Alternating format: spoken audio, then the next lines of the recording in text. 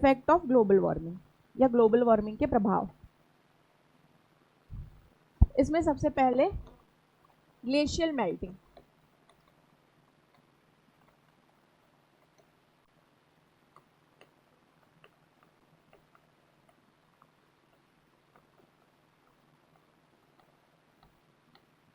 Glacier का पिघलना, glacial melting, ठीक है। अब आप लोग सोचो कि पृथ्वी में सबसे हाइट पे पाया जाने वाला स्ट्रक्चर क्या है? सबसे ऊंची संरचना ग्लेशियर है, ठीक है। यानी कि सनलाइट जो है वो अर्थ में आने से पहले कहाँ पड़ती है? ग्लेशियर पर पड़ती है। अर्थ के सरफेस में आने से पहले ग्लेशियर पर पड़ती है, ठीक है। तो ग्लेशियर जो है सबसे ज़्यादा क्या होंगे? इससे अफेक्ट होंगे, प्रभावित होंगे, ठीक है। बहुत ज़्यादा हीट जो है वो पृथ्वी पर बढ़ेगा, तापमान बढ़ेगा, तो बर्फ क्या होने लगेगी? पिघलने लगेगी, ठीक है। अब ग्लेशियल मेल्टिंग, अब सोचोगे कि बर्फ तो पिघल ही जाएगा, क्या दिक्कत है, वापस से बर्फ जम जाएगी? नहीं, बर्फ जब पिघलेगा तो वो बर्फ का पानी नदियों के जलस्तर को बढ़ाएगा, ठीक है। नदियों का जलस्तर बढ़ेगा, नदियों का जलस्तर बढ़ेगा तो सी लेवल भी क्या होने लगेगा? अप होने लगेगा। और समुद्र के किनारे के जितने भी छोटे छोटे आइलैंड्स हो, चाहे तटीय शहर हैं, कोस्टल आपके जितने भी सिटीज़ हैं, वो धीरे धीरे क्या होने लगेंगे? डूबने लगेंगे, ठीक है। आप लोगों ने बहुत सारे ऐसे न्यूज़ में, बहुत सारे ऐसे वीडियोस में सुना होगा कि आने वाले समय में कैलिफोर्निया जो है वो डूब सकता है। मालदीव्स तो अभी भी खतरे में, मालदीव तो कभी भी डूब सकता है आने वाले समय, कुछ सालों में, ठीक है।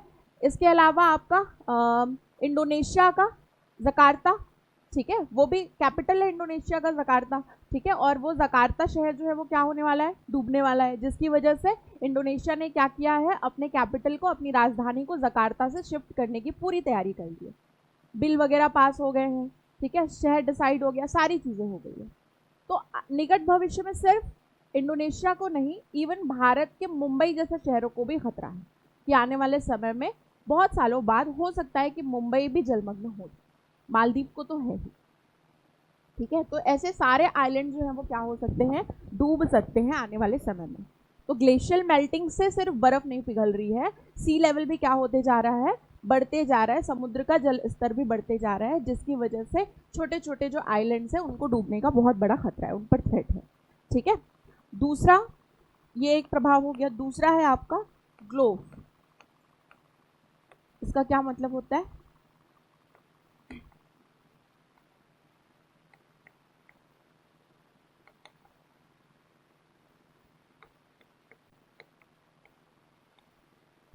ग्लेशियल लेक आउटबर्स्ट फ्लड, ग्लोव कहते हैं जिसे। ये क्या होता है?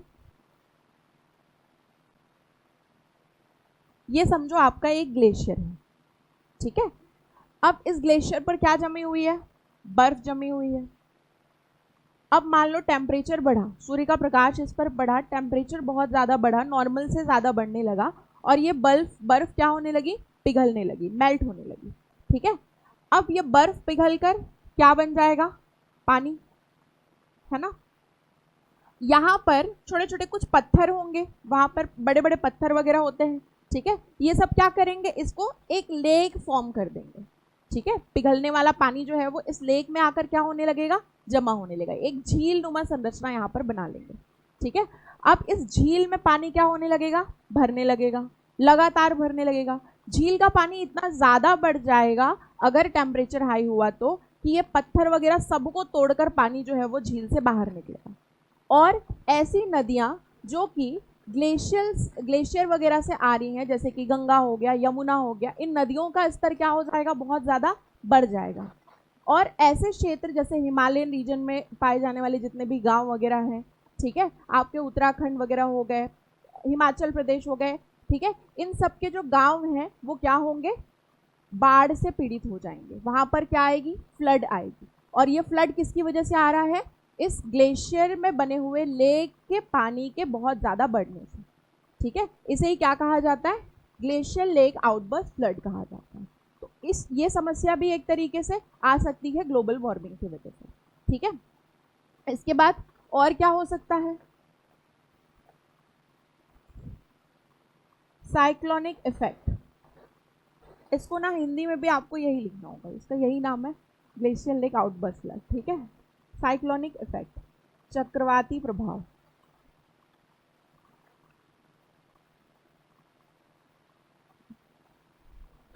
साइक्लोनिक इफेक्ट कैसे आएगा, सोचो आप लोग, क्या बोल रहे हो, कैसे आएगा?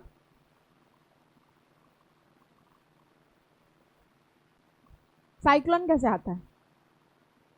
कौन कौन ज्योग्राफी पढ़े हो? कोई नहीं पढ़े हो ज्योग्राफी?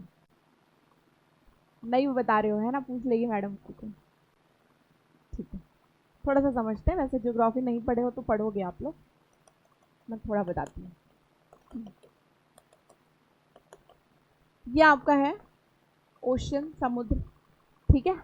अब मान लीजिए इसका टेम्परेचर बढ़ा, आपने कहीं ना कहीं ये सुना होगा या पढ़ा होगा कि जो लैंड वाला एरिया है वो जल्दी गर्म हो जाता है, सी वाला एरिया क्या होता है, थोड़ा लेट गर्म होता है, ठीक है। और उसका टेम्परेचर जो है वो उतना ही लेट क्या होता है, कम भी होता है, ठीक है। तो ये समुद्र वाला जो जल है, इसका टेम्परेचर अगर 27 डिग्री सेंटीग्रेड हो जाता है, नॉर्मल टेम्परेचर लगभग 20 के आसपास होता है समुद्र का, समुद्र के जल का टेम्परेचर, अगर इसका टेम्परेचर 27 डिग्री सेंटीग्रेड हो जाए, ये समुद्र के लिए बहुत बड़ा टेम्परेचर, बहुत ज़्यादा टेम्परेचर है समुद्र के जल के लिए, ठीक है। अगर 27 डिग्री सेंटीग्रेड टेम्परेचर हो जाए, तब यहाँ पर क्या होने लगता है, इसका जल गर्म होगा, ये वाटर गर्म होगा और वेपराइज होके क्या होने लगेगा, ऊपर उठने लगेगा, ठीक है। और यहां पर क्या क्रिएट हो जाएगा, लो प्रेशर एरिया क्रिएट हो जाएगा, यानी कि निम्न दाब क्षेत्र।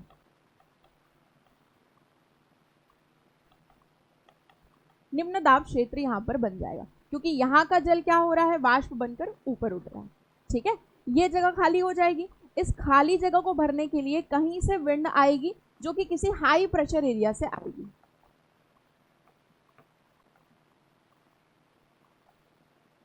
हमेशा हवा का बहाव, विंड कैसे फ्लो होता है, high pressure to low pressure, यानी कि उच्च दाब वाले क्षेत्र से हमेशा हवा जो है वो निम्न दाब वाले क्षेत्र की ओर बहती है, हमेशा, ठीक है।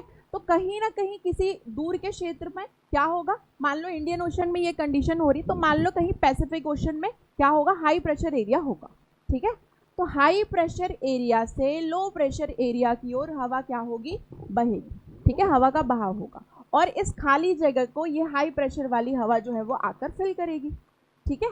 अब लगातार ये कंडीशन होगी कि लो प्रेशर वाले एरिया से गर्म हवा ऊपर उठेगी और हाई प्रेशर वाले एरिया से हवा जो है वो आकर इस जगह को फिल करेगी। ये प्रोसेस कंटिन्यू चलेगा, कंटिन्यू हवा ऊपर जा रही, कंटिन्यू हाई प्रेशर वाले से हवा जो है वो इस ओर आ रही है।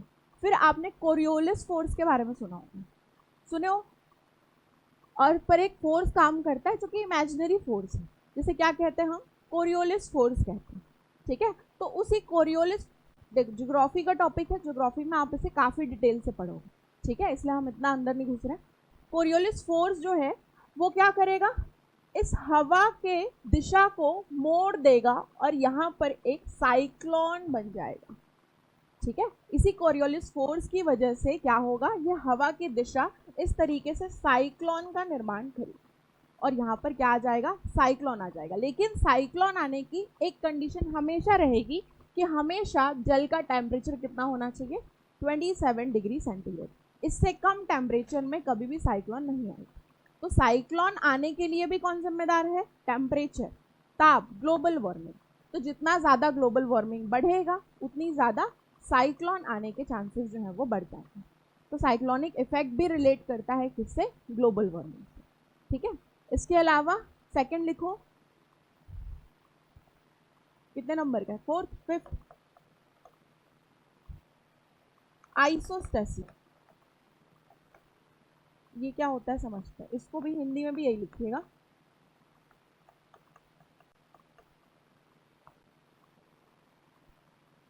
आइसोस्टेसिस।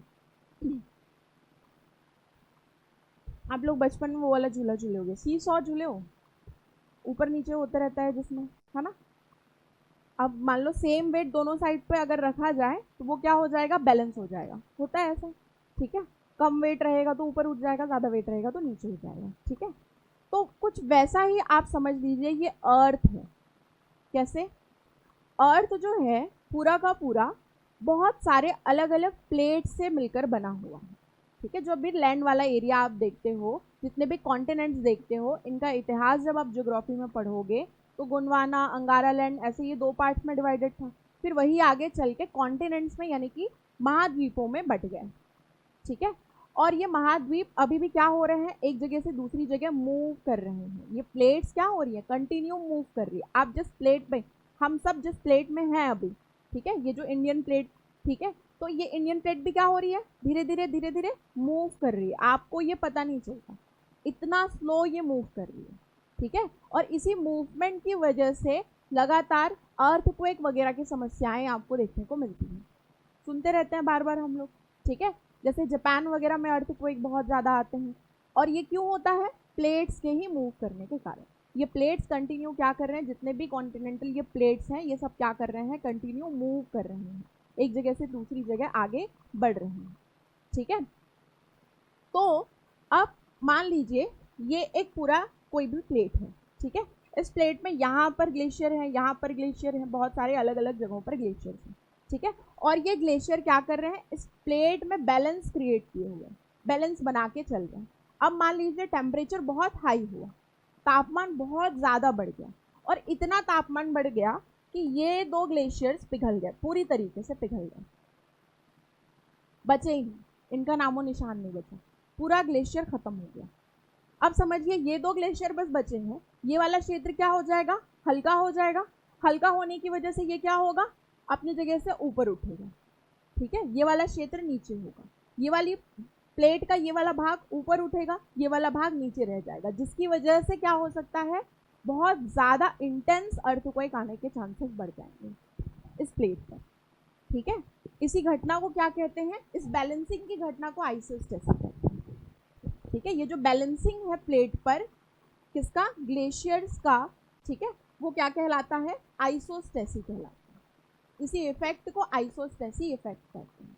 यानी कि जितने भी ग्लेशियर हैं वो इन जितने भी प्लेट्स हैं उन पर क्या बनाए हुए हैं, बैलेंसिंग क्रिएट किए हुए हैं, संतुलन बनाए हुए हैं। अगर वो ग्लेशियर पिघल जाते हैं टेम्परेचर बढ़ने से, तो ग्लेशियर के पिघलने से क्या होगा, प्लेट में बैलेंसिंग जो है वो क्या हो जाएगी, डिस्टर्ब हो जाएगी, जिसकी वजह से आगे चल के बहुत इंटेंस, एकदम तीव्र भूकंप, इंटेंस अर्थक्वेक आने के चांसेस बढ़ जाएंगे। ठीक है, तो ये एक प्रभाव है किसका, आपके ग्लोबल वार्मिंग का। ठीक है, ये सब, इसके बाद एक लिखो फर्टिलाइजेशन इफेक्ट।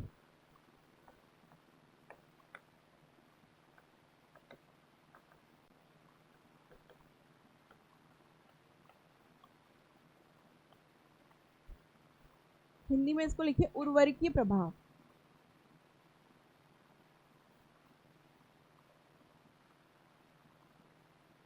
देखिए क्या होता है, समझते हैं। मान लीजिए आपने खूब एकदम गाड़ी वाड़ी चलाई, खूब इंडस्ट्रीज बनाई, और CO2 का कंसंट्रेशन अपने इन्वायरमेंट में बहुत ज़्यादा बढ़ा दिया। ठीक है, खूब आप एमिट कर रहे हो कार्बन डाइऑक्साइड। ठीक है, कार्बन डाइऑक्साइड बहुत ज़्यादा बढ़ गया, काफ़ी ज़्यादा बढ़ गया। अब कार्बन डाइऑक्साइड जितना ज़्यादा होगा, प्लांट्स को उतना ज़्यादा फूड मिलेगा, क्योंकि प्लांट्स क्या करते हैं, कार्बन डाइऑक्साइड ग्रहण करते हैं, फोटोसिंथेसिस प्रोसेस करते हैं, और फोटोसिंथेसिस करके अपने लिए फूड का फॉर्मेशन करते हैं, है ना, अपने लिए भोजन का निर्माण करते हैं प्रकाश संश्लेषण की प्रक्रिया से। तो कार्बन डाइऑक्साइड जितना होगा, प्लांट्स को फायदा तो होगा ना भाई। प्लांट्स के लिए तो ये क्या है, रॉ मटेरियल है, कच्चा माल है। इसी रॉ मटेरियल का वो प्रयोग करते हैं प्रकाश की उपस्थिति में, यानी कि सनलाइट के प्रेजेंस में ये क्या करते हैं, फिर फोटोसिंथेसिस प्रोसेस करते हैं। तो आप ये समझिए कि जितना ज़्यादा कार्बन डाइऑक्साइड होगा, प्लांट्स तो उतना ज़्यादा ग्रो करेंगे। ऐसा हो सकता है, होगा ना, होगा कि नहीं होगा भाई। जितना ज़्यादा कार्बन डाइऑक्साइड होगा उतना ज़्यादा प्लांट्स के लिए अच्छा है, प्लांट तो उतना ज़्यादा ग्रो करेंगे। ठीक है, तो ये तो अच्छा है कि आप ज़्यादा से ज़्यादा कार्बन डाइऑक्साइड एमिट करो और प्लांट्स उतने ज़्यादा ग्रो करेंगे, तो प्रोडक्शन हाई होगा, होगा। तो ये उसके हार्मफुल इफेक्ट में नहीं आना चाहिए फिर तो, है ना। हाँ, क्या बोल रहे हो, जोर से बोलो। पेड़ भी होना चाहिए, ठीक है। तो यहाँ पर प्लांट प्रोडक्शन बढ़ेगा, प्रति पौधा उत्पादन जो है वो बढ़ जाएगा। लेकिन अगर मास प्रोडक्शन कहें तो वो क्या हो जाएगा, कम हो जाएगा। ऐसा क्यों? क्योंकि बहुत सारे मल्टीपल रीजन है। कार्बन डाइऑक्साइड का कंसंट्रेशन बढ़ा, अर्थ का टेम्परेचर बढ़ा, फ्लड आया, सारी की सारी फसलें जो है वो तबाह हो गई, खत्म हो गई। प्रोडक्शन कहाँ हुआ? नहीं हुआ। ठीक है, मान लीजिए टेम्परेचर बहुत ज़्यादा बढ़ा। ठीक है, टेम्परेचर बढ़ने से बहुत सारे टाइप के पोल्यूशन वगैरह बढ़ गए, सॉइल पोल्यूशन बढ़ा, सॉइल पोल्यूशन बढ़ा, सॉइल पोल्यूशन के कारण अगेन प्रोडक्शन क्या हो गया, कम हो गया। ठीक है, तो मास प्रोडक्शन कम होता है लेकिन पर प्लांट प्रोडक्शन बढ़ सकता है। किसी एक क्षेत्र में प्रोडक्शन बढ़ सकता है लेकिन ओवरऑल प्रोडक्शन जो कहें वो कम होता है। इसी इफेक्ट को क्या कहते हैं? फर्टिलाइजेशन इफेक्ट कहते हैं। नहीं समझ में आया? ठीक है, एक बार और समझते हैं। देखिए, कार्बन डाइऑक्साइड के एमिशन बहुत ज़्यादा अगर हम करें तो हम भाई जिस प्लांट को अब, अच्छा एक एग्जांपल समझते हैं। मान लीजिए आप अपने घर में कोई एक पौधा उगाते हो। ठीक है, अब उस पौधे की आप बहुत देखभाल कर रहे हो, बहुत ज़्यादा आम का पेड़ उगाते हो मान लो, बहुत देखभाल कर रहे हो, बहुत अच्छे से उसको एकदम सहेज के रख रहे हो, उसको अच्छा खासा कार्बन डाइऑक्साइड भी मिल रहा है क्योंकि आप आसपास बहुत गाड़ियाँ चला रहे हो, कार्बन डाइऑक्साइड एमिट हो रहा है, उसको अच्छा खासा रॉ मटेरियल मिल रहा है, कच्चा माल मिल रहा है। ठीक है, इसको वो यूज़ कर रहा है और साथ में आप प्लांट की बहुत अच्छे से देखभाल कर रहे हो। ठीक है, तो हो सकता है वो आम का पेड़ बहुत अच्छे से ग्रो हो, खूब सारा आपको फल दे। ठीक है, तो पर प्लांट प्रोडक्शन क्या हो गया, बढ़ गया। आपके घर का लगा हुआ जो आम का पेड़ है वो प्रॉपर क्या हुआ, उसने फल दिया, प्रॉपर ग्रो किया। लेकिन वही मान लीजिए कि बहुत बड़ा नर्सरी, 3-4 नर्सरीज हैं, वहां पर खूब सारे आम के पेड़ और फलों के पेड़ लगे हुए हैं। ठीक है, अब सब लोगों ने मिलकर, इस पूरे शहर ने मिलकर खूब सारा कार्बन डाइऑक्साइड एमिट किया। इतनी बड़ी बड़ी फैक्ट्रीज हैं, उन सब ने मिलकर बहुत सारा कार्बन डाइऑक्साइड एमिट किया, बहुत सारा कार्बन डाइऑक्साइड रिलीज किया। अब ये कार्बन डाइऑक्साइड कहाँ चले गए? सबके सब अर्थ के एटमॉस्फेयर में, पृथ्वी के वायुमंडल में। पृथ्वी के वायुमंडल में इस कार्बन डाइऑक्साइड ने क्या किया, अपना कंसंट्रेशन यानी कि सांद्रता जो है वो बहुत ज़्यादा बढ़ा दी। इसका कंसंट्रेशन जितना बढ़ा, इसने हीट को क्या किया, ट्रैप किया, यानी कि ऊष्मा को क्या कर लिया, पृथ्वी की ओर वापस भेज दिया। पृथ्वी का तापमान क्या हो गया, बहुत ज़्यादा बढ़ गया। अब पृथ्वी का तापमान इतना ज़्यादा बढ़ा तो क्लाइमेट चेंज हुआ, जलवायु परिवर्तन की घटना हुई। ठीक है, अब मान लीजिए ये आम का पेड़ जो गर्मी में फल देने वाला था, गर्मी के समय बारिश हो गई, खूब बारिश हुई, खूब बारिश हुई, गर्मी तो पड़ी ही नहीं। जैसा उसको क्लाइमेट, जैसा वेदर मिलना चाहिए था, उस पूरी नर्सरी के पेड़ों को मिल ही नहीं पाया। और इतनी ज्यादा बारिश, हवा, तूफान ने आम के छोटे छोटे फलों को पूरा गिरा दिया नर्सरी से। आम की खेती हो ही नहीं पाई आपकी। तो मास प्रोडक्शन क्या हुआ, कम हुआ। ठीक है, लेकिन आपने एक पेड़ को बचा लिया अपने घर के, तो पर प्लांट प्रोडक्शन क्या हुआ, बढ़ सकता है। इसी इफेक्ट को हम क्या कहते हैं, फर्टिलाइजेशन इफेक्ट कहते हैं। अब आया समझ में? आया ना? पर प्लांट प्रोडक्शन बढ़ सकता है कार्बन डाइऑक्साइड ज़्यादा होने से, लेकिन ओवरऑल प्रोडक्शन पूरे देश की अगर हम बात करें तो देश में होने वाला कुल प्रोडक्शन, क्रॉप प्रोडक्शन क्या हो जाएगा, कम हो जाएगा। तो पर प्लांट प्रोडक्शन बढ़ता है बट मास प्रोडक्शन क्या हो जाता है, कम हो जाता है। इस इफेक्ट को क्या कहा जाता है, फर्टिलाइजेशन इफेक्ट कहा जाता है। और ज़रूरी नहीं कि हमेशा पर प्लांट प्रोडक्शन बढ़े, लेकिन बढ़ सकता है। कार्बन डाइऑक्साइड ज़्यादा होने से प्रति पौधा उत्पादन जो है वो बढ़ सकता है, लेकिन मास प्रोडक्शन हमेशा क्या होगा, कम होगा। मल्टीपल रीजन हो सकते हैं। बाढ़ आ गई, मान लो आपने खूब धान वान उगाया, अच्छे से बुआई की, एकदम रुपाई की, खेत वेत एकदम तैयार है, खूब फर्टिलाइजर्स वगैरह डाले, एकदम तैयार हो कि अच्छा खासा प्रोडक्शन होने वाला है आपका। ठीक है, अब मान लो बाढ़ आ गई, खूब बारिश हुई, गर्मी के दिन में ही बाढ़ आ गया, समझ लो क्लाइमेट चेंज हुआ, मौसम शिफ्ट हो गए। ठीक है, बाढ़ आ गया। अब बाढ़ आया तो सारा का सारा खेत आपका डूब गया, बहा ले गया पूरा, पूरी फसलें क्या हो गई, खराब हो गई। तो क्लाइमेट चेंज में मास प्रोडक्शन क्या हो गया, कम हो गया। इसी को कहा जाता है क्या, फर्टिलाइजेशन इफेक्ट। अब आया समझ में? ठीक है, तो ये आपके क्या है, कुछ इसके इफेक्ट हैं, किसके, ग्लोबल वार्मिंग के। ठीक है, इसके अलावा हाँ एक और लिखो, कोरल ब्लीचिंग।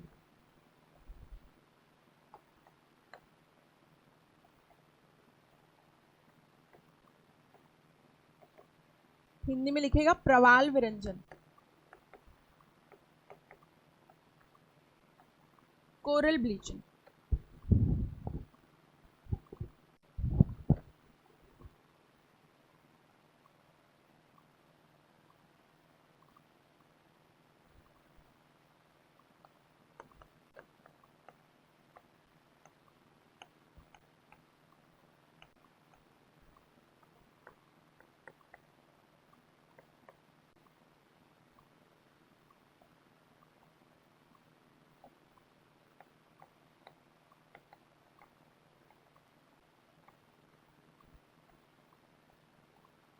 कोरल जानते हो आप लोग, कोरल रीफ जिसका बना होता है, ठीक है, आप लोग फोन में देखना कोरल रीफ या कोरल पॉलिप्स करके सर्च करना, आपको एकदम कलरफुल एक रॉक दिखाई देगा समुद्र के नीचे, बहुत रंगीन सा एकदम कलरफुल दिखाई देगा, ठीक है, सुंदर दिखाई देगा। वही क्या होता है कोरल रीफ। और ये कोरल रीफ कैसे बनते हैं, बहुत सारे कोरल पॉलिप से बनते हैं।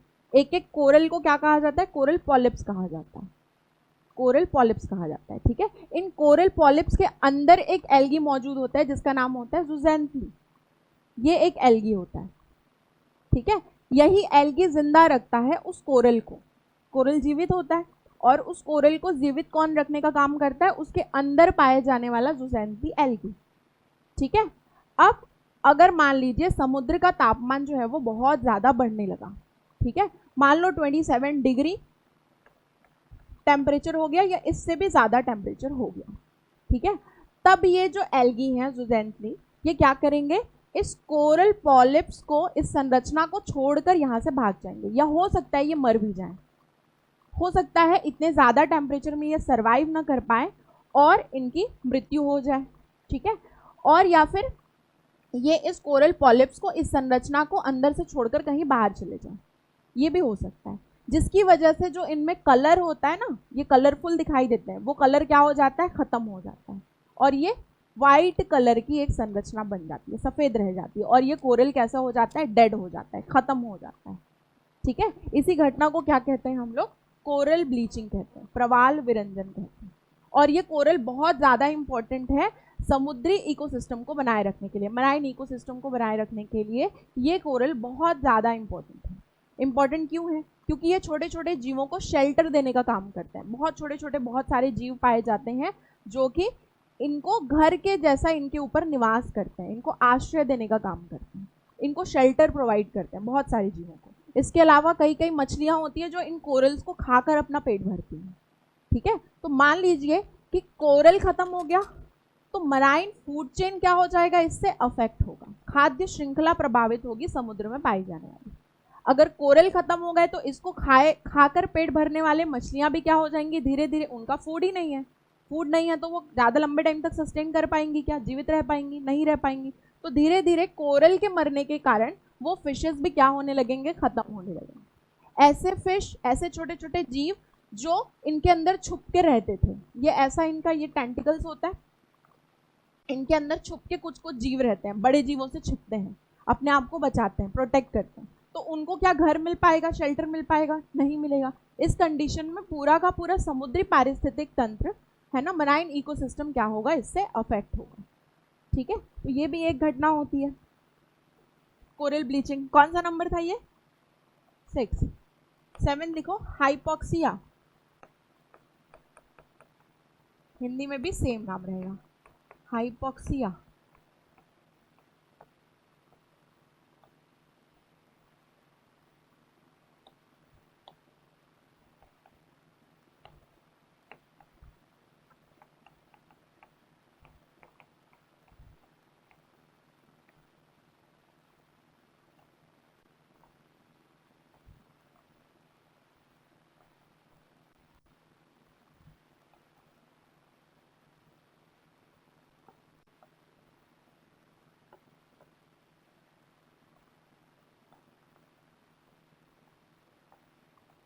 हाइपोक्सिया हम किस कंडीशन को कहते हैं समझते हैं।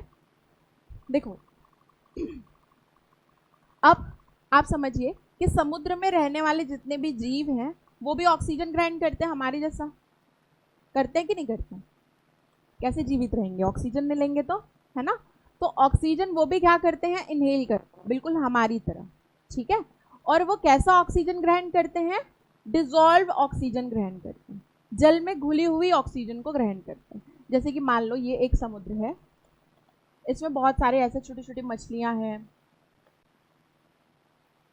बहुत सारे छोटे छोटे ऐसे जीव, कीड़े मकोड़े जो भी हैं, और साथ में नीचे अंदर बहुत सारी झाड़ियां, बहुत सारे प्लांट्स भी हैं, होते हैं समुद्र के नीचे।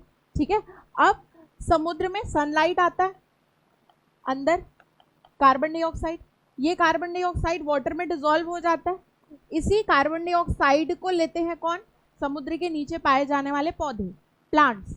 प्लांट्स इस कार्बन डाइऑक्साइड को लेते हैं, सनलाइट के प्रेजेंस में फोटोसिंथेसिस करते हैं, फोटोसिंथेसिस करके अपना फूड बनाते हैं, और साथ में क्या एमिट करते हैं? ऑक्सीजन एमिट करते हैं, ऑक्सीजन बाहर निकालते हैं। यही ऑक्सीजन जल में घुल जाती है और इसी ऑक्सीजन को दूसरे जीव जो है वो ग्रहण करते हैं। यह आया समझ में? ठीक है, मैंने क्या बताया, समुद्र के नीचे पौधे भी पाए जाते हैं और छोटे छोटे जीव, यानी कि प्लांट्स भी और एनिमल्स भी। ठीक है, प्लांट्स क्या करते हैं? कार्बन डाइऑक्साइड जो कि जल में घुली हुई है उसको ग्रहण करते हैं। ठीक है, सूर्य के प्रकाश की उपस्थिति में फोटोसिंथेसिस करते हैं, प्रकाश संश्लेषण करते हैं, और इसी प्रकाश संश्लेषण की प्रक्रिया में अपने भोजन का निर्माण करेंगे, अपने लिए फूड फॉर्मेशन करते हैं, और साथ में क्या एमिट करते हैं? ऑक्सीजन का एमिशन करते हैं, यानी कि उत्सर्जन करते हैं ऑक्सीजन गैस। यही ऑक्सीजन गैस आकर जल में घुल जाती है, और इसी जल में घुलित ऑक्सीजन, डिसॉल्व ऑक्सीजन को ग्रहण करते हैं छोटे छोटे जीव, और इस तरीके से इनका जीवन जो है वो चलता है। कहाँ पर? समुद्र के नीचे। ये होता है नॉर्मल कंडीशन, है ना। अब ये आपका डिसॉल्व ऑक्सीजन जो है वो क्या हो जाए? कम हो जाए। अब ये कम कैसे होता है?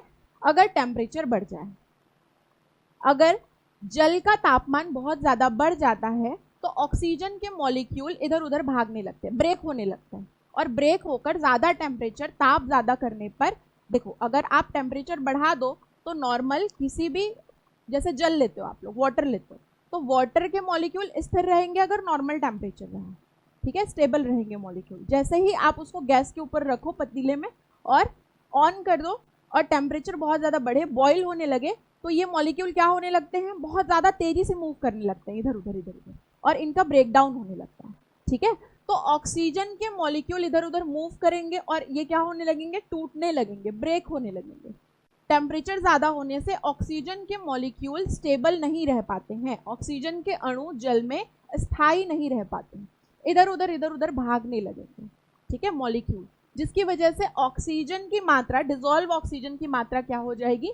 कम हो जाएगी टेम्परेचर बढ़ने से। डिसॉल्व ऑक्सीजन कम होगा तो इसमें रहने वाले जीव क्या लेंगे? फिर ऑक्सीजन ही इनहेल नहीं कर पा रहे हैं, ऑक्सीजन नहीं लेंगे तो ये जीव भी धीरे धीरे क्या होने लगेंगे? मरने लगेंगे। इसी कंडीशन को, डिसॉल्व ऑक्सीजन की कमी की कंडीशन को ही क्या कहते हैं? हाइपोक्सिया कहते हैं। ठीक है, तो हाइपोक्सिया भी कब होता है? ग्लोबल वार्मिंग होने की वजह से। तो ये भी इफेक्ट है किसका? ग्लोबल वार्मिंग का। देखो ऐसे लिखना पड़ेगा आपको आंसर। नॉर्मल आप जैसे प्रदूषण बढ़ जाएगा, ग्लोबल वार्मिंग से ताप बढ़ जाएगा, बारिश ज़्यादा होगी, ऐसे आंसर नहीं लिख सकते, है ना। ऐसा आंसर लिखोगे तो 2 नंबर में नहीं मिलेगा। तो आप लोगों को ऐसे इफेक्ट बताने पड़ेंगे जो कि ग्लोबल लेवल पर ज़्यादा इफेक्ट डाले। ठीक है, तो कितने देखे हमने? क्या क्या देखे शुरू से? Glacial melting, glacial lake outburst flood, और क्या देखा?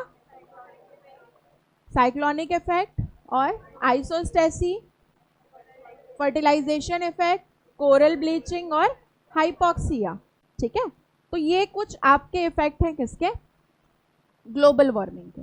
अब ग्लोबल वार्मिंग से बचने के लिए सोल्यूशन क्या है? कारण पढ़ा, इफेक्ट पढ़ा, सोल्यूशन पे बात कर लेते हैं। तो नेक्स्ट डालिए सोल्यूशन फॉर ग्लोबल वार्मिंग, या कंट्रोल मेजर्स लिख लो। ग्लोबल वार्मिंग या वैश्विक तापन से निपटने के उपाय।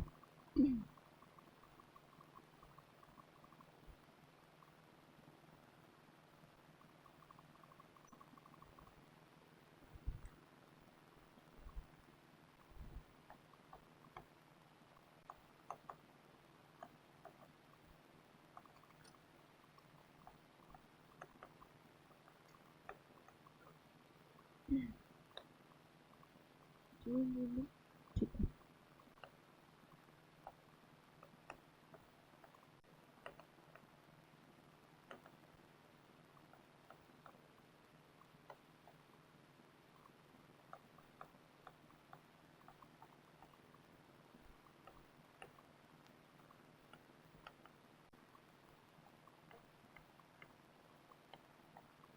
इसको हम दो भाग में पढ़ेंगे, एक आपका जियो इंजीनियरिंग अप्रोच और दूसरा आपका प्रैक्टिकल अप्रोच क्या होगा, ठीक है। यानी कि भू अभियांत्रिकी उपाय एक साइड लिखे और दूसरे साइड पे लिखे प्रैक्टिकल अप्रोच को क्या कहेंगे यार हिंदी में, व्यक्तिगत स्तर पर उपाय, ऐसे लिख लीजिए।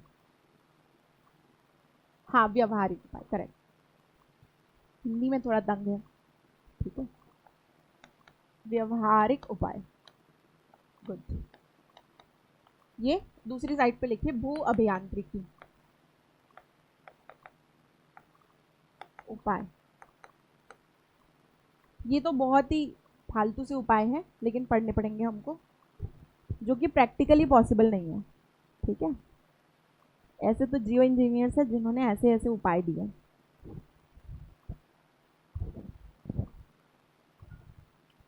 ठीक है। तो जियो इंजीनियर्स ने बहुत सारे सॉल्यूशंस पर बात की कि क्या होगा ग्लोबल वार्मिंग के लिए, क्या सॉल्यूशन निकालें, ठीक है। अर्थ की जो भी एक्टिविटी था उस पर बहुत ज़्यादा इन्होंने स्टडी की, एनालिसिस किया, और इन्होंने बताया कि एल्बिडो इफेक्ट याद है आप लोगों को, क्या होता है एल्बिडो इफेक्ट?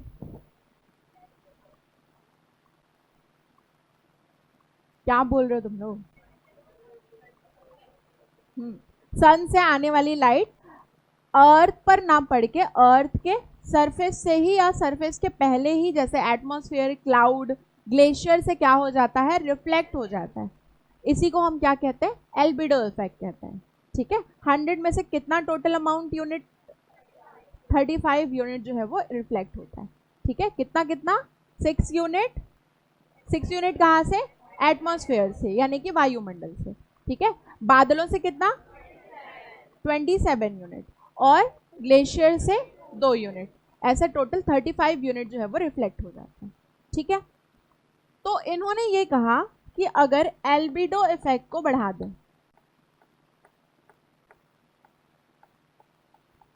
एल्बिडो इफेक्ट को बढ़ा दें, तब सनलाइट जो टोटल 51% यानी 51 यूनिट अर्थ पर आ रहा था, इसको और कम कर सकते हैं, है ना।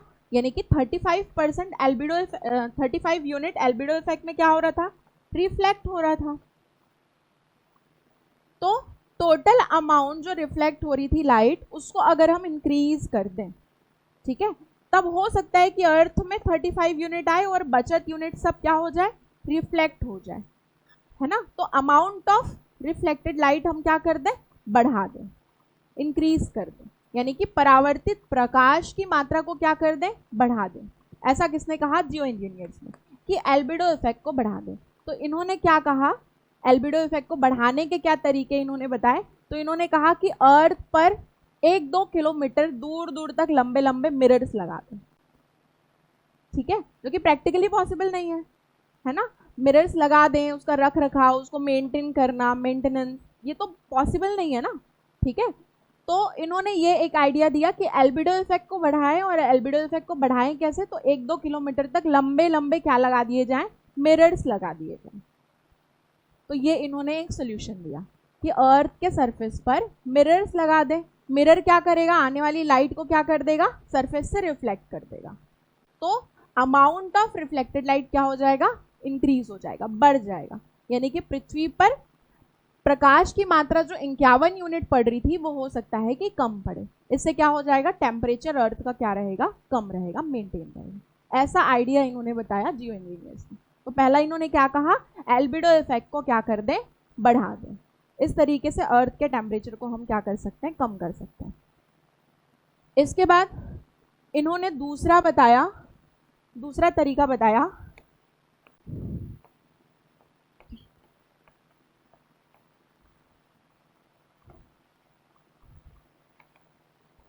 डेड वॉल्केनो में बॉम्बिंग कर दें, ठीक है, ऐसा इन्होंने बताया। दूसरा आइडिया इन्होंने दिया कि मेरा नहीं है भाई, ये इनका है, ठीक है। डेड वॉल्केनो में बॉम्बिंग कर दी जाए, यानी कि मृत ज्वालामुखी में विस्फोट किया जाए। इससे क्या होगा, देखो फिलीपींस में 1991 में एक बार वॉल्केनिक इरप्शन हुआ था, ठीक है, ज्वालामुखी उद्गार हुआ था 1991 में। तो उस टाइम पे देखा गया था कि डस्ट की एक लेयर बन गई थी। पहले क्या होता है, वॉल्केनिक इरप्शन यानी कि ज्वालामुखी उद्गार होने से पहले, लावा निकलने से पहले उसमें क्या निकलता है, बहुत सारी राख निकलती है, बहुत सारी राख निकलती है, डस्ट निकलता है। ठीक है, तो वो राख, वो डस्ट कहाँ चला जाता है, एटमॉस्फेयर में। ठीक है, और एक पूरा लेयर बना देता है, कवर कर देता है पूरे अर्थ को। उस कवर के कारण क्या होता है, सनलाइट उस डस्ट की लेयर को क्रॉस नहीं कर पाता। ठीक है, और सनलाइट पृथ्वी तक नहीं पहुंच पाता प्रॉपर जितना पहुंचना चाहिए, जिससे पृथ्वी का टेम्परेचर क्या हो जाता है, थोड़ा कम हो जाता है। ये प्रैक्टिकली देखा गया था 1991 के फिलीपींस में हुए वॉल्केनिक इरप्शन में। फिलीपींस में 1991 में जब ज्वालामुखी उद्गार हुआ था, तब इस घटना को देखा गया था कि उस पूरे क्षेत्र का टेम्परेचर 0.5 डिग्री सेंटीग्रेड क्या हो गया था, कम हो गया था। 0.5 डिग्री सेंटीग्रेड वहां का टेम्परेचर नॉर्मल टेम्परेचर से क्या हो गया था, कम हो गया था। और लंबे समय तक, काफी समय तक, क्योंकि वो राख, वो जो डस्ट है वो बहुत लंबे समय तक कवर करके रहती है, ईजिली वो क्लियर नहीं होती। ठीक है, तो ये घटना देखी गई थी 1991 में। तो जियो इंजीनियर्स ने बताया कि ऐसे ही जितने भी डेड वॉल्केनो हैं, यानी कि मृत ज्वालामुखी है, निष्क्रिय ज्वालामुखी, उनको क्या कर दे, सक्रिय कर दे, उनके ऊपर बॉम्बिंग करके। ठीक है, बॉम्बिंग करेंगे। अब डेड वॉल्केनो क्या होंगे, एक्टिव हो जाएंगे। एक्टिव होने से वो पहले क्या निकालेंगे, डस्ट या राख निकालेंगे, जिससे पूरे राख की कवर जो है वो अर्थ पर बन जाएगी, जिससे हो सकता है कि पृथ्वी का तापमान नॉर्मल टेम्परेचर से कम हो जाए। प्रैक्टिकली ये भी क्या सही अप्रोच है, नहीं है। ठीक है, तो ये ऐसे ऐसे इन्होंने बताया। ठीक है, तो ये दो आप लोग लिखेंगे जियो इंजीनियरिंग अप्रोच में। ठीक है, हाँ, एक इन्होंने बताया कार्बन कैप्चर ट्री लगाकर, ये थोड़ा सा प्रैक्टिकली अच्छा है।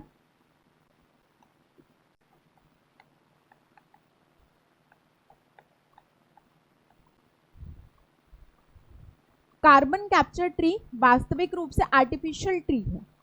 ठीक है, जो कि क्या करेगा, जगह जगह पर ये ऐसे ट्रीज लगा दिए जाएंगे जो कि ज्यादा से ज्यादा क्या करते हैं, ये ऐसे ट्री होते हैं, ऐसे पौधे होते हैं जो कि ज्यादा से ज्यादा कार्बन को क्या करते हैं, कैप्चर करके रखते हैं, स्टोर करते हैं, और आगे चलकर उस कार्बन को क्या किया जाएगा, अर्थ के नीचे डाल दिया जाएगा।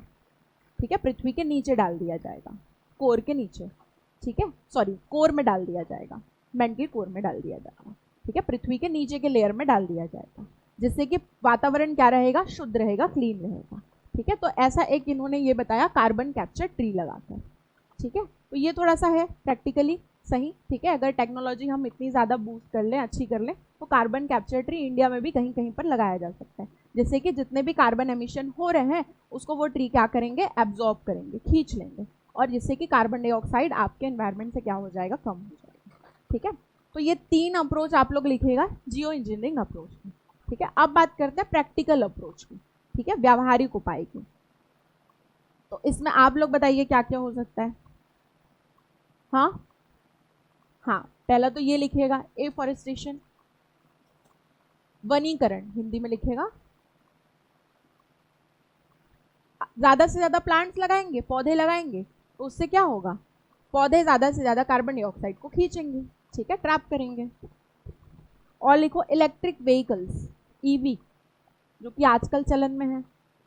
इलेक्ट्रिक वाहन हिंदी में लिखेगा इलेक्ट्रिक वाहन, इलेक्ट्रिक व्हीकल्स, है ना। जितने भी आपके जो पेट्रोल डीजल हैं वो क्या है, आपके कार्बन डाइऑक्साइड और मोनोऑक्साइड के मेन सोर्स हैं, कार्बन सोर्स हैं।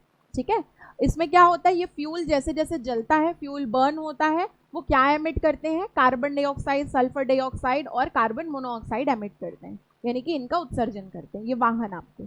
ठीक है, अगर वाहनों में हम शिफ्ट हो जाएं किसकी तरफ, ईवी की तरफ, इलेक्ट्रिक व्हीकल की तरफ, तो इलेक्ट्रिक व्हीकल क्या कार्बन एमिशन करेंगे, नहीं करेंगे, तो इससे कार्बन डाइऑक्साइड की मात्रा आपके एटमॉस्फेयर में कम हो जाएगी। तो इलेक्ट्रिक व्हीकल की तरफ शिफ्ट होकर, और आज के टाइम पे तो ऐसा ही लग रहा है कंडीशन, अभी मोदी जी की बातें सुन के, कि इलेक्ट्रिक व्हीकल की तरफ जल्दी शिफ्ट होंगे लोग, है ना। अभी क्या हो रहा है, वॉर की वजह से हो सकता है कि आने वाले समय में रिजर्व जो है वो एलपीजी का ख़त्म हो जाए पूरी तरीके से। कितने महीने का रिजर्व बचा है, बोले 2 से 3 महीने मैक्सिमम रिजर्व बचे हुए हैं। ठीक है, तो आने वाले समय में अगर चीज़ें नॉर्मल नहीं हुई तो पेट्रोल डीजल के लिए बहुत ज़्यादा बड़ा क्राइसिस होने वाला है, एलपीजी के लिए क्राइसिस होने वाला है। तो सब लोग इंडक्शन, और ईवी इस ओर क्या करने लगेंगे, शिफ्ट होने लगेंगे। ठीक है, तो वैसे भी हो रहा है और ये अच्छा भी है ना एनवायरनमेंट के लिए। नेक्स्ट लिखो, और क्या होगा, रिन्यूएबल, हाँ स्विच टू रिन्यूएबल एनर्जी, नवीनीकरण ऊर्जा संसाधनों की ओर रुख करना। नवीनीकरण ऊर्जा संसाधन क्या है, रिन्यूएबल एनर्जी सोर्सेस, हाँ सोलर एनर्जी, जो कि क्या नहीं होते, कभी भी खत्म नहीं होते। ठीक है, और साथ में इनसे जो मिलने वाली एनर्जी है वो कैसी एनर्जी होती है, क्लीन एनर्जी होती है ना। जैसे कि सोलर एनर्जी, सोलर एनर्जी कैसी है, सूर्य से मिलने वाली ऊर्जा हीट एनर्जी को ही हम अलग अलग रूपों में यूज करते हैं, या तो फिर डायरेक्ट हीट के रूप में यूज करते हैं, या तो फिर हम लोग इसको क्या करते हैं, फोटोवोल्टिक सेल के रूप में, यानी कि आपके सोलर पैनल में इसको इलेक्ट्रिक एनर्जी में चेंज करते हैं। ठीक है, और इस तरीके से उस ऊर्जा का प्रयोग करते हैं। तो इसमें किसी भी टाइप के ईंधन को जलाने की जरूरत नहीं पड़ती। जैसे हम मान लीजिए कोयले से इलेक्ट्रिसिटी बना रहे हैं, तो कोयले से इलेक्ट्रिसिटी बनाते हैं तो कोयला किया जाता है, ईंधन के रूप में यूज करते हैं। ईंधन क्या किया जाता है, जलाया जाता है। जैसे ही कोयला जलाया जाता है उसमें से क्या एमिट होता है, कार्बन डाइऑक्साइड, सल्फर डाइऑक्साइड, ये क्या है, हार्मफुल गैसेस हैं। अब मान लीजिए कि आप इलेक्ट्रिसिटी क्या करा रहे हो, सोलर पैनल लगाकर अपने घर में प्रोड्यूस कर रहे हो, है ना। अभी मोदी जी की एक योजना भी आई है गवर्नमेंट की, कौन सी योजना, हाँ पीएम सूर्यघर मुफ्त बिजली योजना। इसमें क्या किया जाएगा, रूफटॉप सोलर पैनल लगाने के लिए गवर्नमेंट जो है वो सब्सिडी प्रोवाइड कर रही है, 1 किलोवाट, 2 किलोवाट, 3 किलोवाट के लिए 30,000, इसके अलावा 60,000 और 78,000। ठीक है, अलग अलग सब्सिडीज। ठीक है, तो इसमें क्या कर रही है गवर्नमेंट, ज्यादा से ज्यादा सोलर एनर्जी की ओर शिफ्ट करने की कोशिश कर रही है, सोलर एनर्जी को प्रमोट कर रही है कि लोग जो है वो ज्यादा से ज्यादा सोलर एनर्जी यूज करें, जिससे कि कोल बर्निंग जो है वो कम हो सके और इन्वायरमेंट को स्वच्छ रखा जा सके। ठीक है, तो ये एक हो सकता है। इसके अलावा विंड एनर्जी है, पवन ऊर्जा है, जहां जहां पर पॉसिबिलिटीज है विंड एनर्जी की, वहां वहां पर विंड एनर्जी से हम इलेक्ट्रिसिटी प्रोड्यूस करें। छत्तीसगढ़ में तो पॉसिबिलिटीज नहीं है, क्योंकि विंड एनर्जी के लिए हवा की गति वगैरह मैटर करती है, स्पीड ऑफ विंड मैटर करता है। ठीक है, उसकी एक स्पीड होती है, उतनी स्पीड होनी चाहिए। है, जैसे कि कोस्टल एरिया हो गया, तमिलनाडु हो गया, गुजरात हो गया, ठीक है, कर्नाटक वगैरह हो गए, राजस्थान के कुछ क्षेत्र हो गए, यहाँ पर क्या होता है, थोड़ी हवा तेज चलती है और काफी बड़े बड़े लैंड एरिया खाली पड़े हुए हैं, तो उन क्षेत्रों में विंड एनर्जी की बहुत सारी पॉसिबिलिटीज है। ठीक है, तो विंड एनर्जी को अगर हम अपना लें, इसके अलावा जियोथर्मल एनर्जी, भूतापीय ऊर्जा, है ना, जियोथर्मल एनर्जी, जैसे कि आपने ताता पानी नाम की जगह के बारे में सुना होगा, बलरामपुर में, कहाँ क्या है वो, वहां पर गर्म पानी का झरना है, गीजर है, हॉट वाटर गीजर है। ठीक है, तो उस भूत वो क्या है, अर्थ के नीचे पाए जाने वाले टेम्परेचर से वो पानी क्या हो रहा है, गर्म हो रहा है। ठीक है, और उसी गर्म पानी का, उसी स्टीम का हम यूज करेंगे किसके लिए, टरबाइन घुमाने के लिए। टरबाइन घूमेगा, टरबाइन का कनेक्शन दिया जाएगा किससे, जनरेटर से, और टरबाइन घूम कर जनरेटर में इलेक्ट्रिसिटी प्रोड्यूस होगी। तो इसमें किसी भी टाइप के हार्मफुल गैस का एमिशन होगा क्या, नहीं होगा। ये भी कैसी एनर्जी है, क्लीन एनर्जी है। इसके अलावा लिखना एक हाइड्रोजन एनर्जी, हाइड्रोजन एनर्जी को भी फ्यूचर एनर्जी के नाम से जाना जाता है, क्लीन एनर्जी के नाम से जाना जाता है, क्योंकि हाइड्रोजन जो है वो भी एक एनर्जी का बहुत बड़ा सोर्स है और इसमें भी किसी भी टाइप के हार्मफुल गैस का एमिशन नहीं होता। न्यूक्लियर एनर्जी भी है, एटलीस्ट कार्बन डाइऑक्साइड का एमिशन तो नहीं होता, हार्मफुल रेज का एमिशन हो सकता है, लेकिन अल्फा बीटा गामा। देखो न्यूक्लियर एनर्जी, परमाणु ऊर्जा, तो परमाणु ऊर्जा का उपयोग ज्यादा से ज्यादा किया जाए।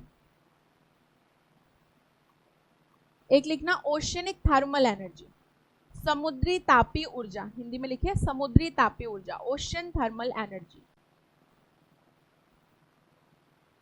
ओशन थर्मल एनर्जी क्या है, ये अप्लाइड में पढ़ेंगे हम लोग, इसको बनाते कैसे हैं, प्रोड्यूस कैसे करते, क्या क्या स्टेप है, मैं सब पढ़ाऊंगी। एक आपका एनर्जी रिसोर्स वाला चैप्टर भी है, ठीक है, तो डिटेल से पढ़ेंगे ये सब एनर्जी, इसको कैसे बनता है, बट थोड़ा सा मैं बता रही हूँ। समुद्र में जो सतह पर जल पाया जाता है इसका टेम्परेचर कुछ अलग होता है, डीप वाटर का कुछ अलग टेम्परेचर होता है, और ये टेम्परेचर डिफरेंस लगभग 10 डिग्री सेंटीग्रेड का लगभग टेम्परेचर डिफरेंस होता है। तो सतह पर यानी कि सरफेस पर जो वाटर पाया जाएगा उसका टेम्परेचर ज्यादा होगा कि कम होगा, ज्यादा होगा, और डीप वाटर का क्या होगा, टेम्परेचर कम होगा। और इसी टेम्परेचर डिफरेंस का यूज किया जाता है एनर्जी प्रोड्यूस करने के लिए, यानी कि ज्यादा टेम्परेचर वाले वाटर को अलग किया जाता है, ठीक है, इसको थोड़ा और टेम्परेचर प्रोवाइड करके स्टीम बनाया जाता है। स्टीम अगेन क्या घुमाती है, टरबाइन। टरबाइन का कनेक्शन जनरेटर से, जनरेटर इलेक्ट्रिसिटी प्रोड्यूस करती है। तो यहाँ पर किसी भी टाइप के हार्मफुल गैस का एमिशन हुआ क्या, खतरनाक गैस का उत्सर्जन हुआ, नहीं हुआ। तो ये भी एक टाइप का क्या है, आपका क्लीन एनर्जी का एग्जाम्पल है। तो अगर इस ओर हम शिफ्ट कर जाएं तो ग्लोबल वार्मिंग को क्या कर सकते हैं, कम कर सकते हैं। ठीक है, तो ये आपके प्रैक्टिकल अप्रोच हुए, है ना। तो ये आपके ग्लोबल वार्मिंग से निपटने के कुछ तरीके हुए, या जलवायु परिवर्तन से निपटने के तरीके हुए। अब ये तो हमने प्रैक्टिकल अप्रोच और जियो इंजीनियरिंग अप्रोच पढ़ लिया। ठीक है, अब इसके लिए इंटरनेशनल लेवल पर क्या किया जा रहा है, इस पर बात कर लेते हैं। ठीक है, तो इस पे हम लोग कॉप के बारे में पढ़ेंगे। ठीक है, इंटरनेशनल लिखना, इंटरनेशनल अप्रोच या फिर इंटरनेशनल कंट्रोल मेजर्स, अंतरराष्ट्रीय स्तर पर किए जाने वाले उपाय। इंटरनेशनल कंट्रोल मेजर्स, अंतरराष्ट्रीय स्तर पर किए जाने वाले उपाय।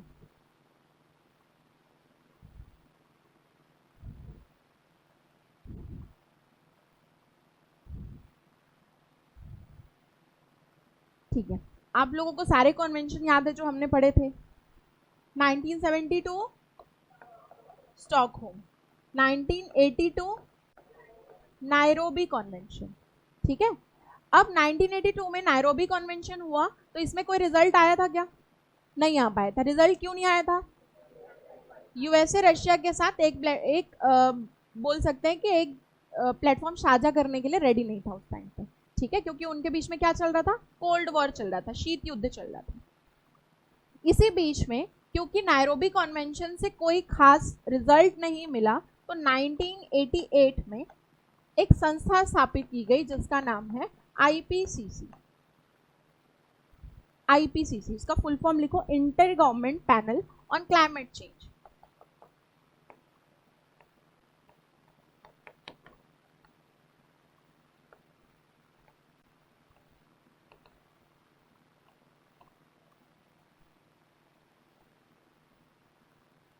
Inter government panel on climate change,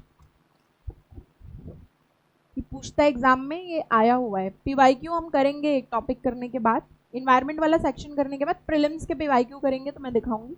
ये सब क्वेश्चन आए हुए हैं एग्जाम में।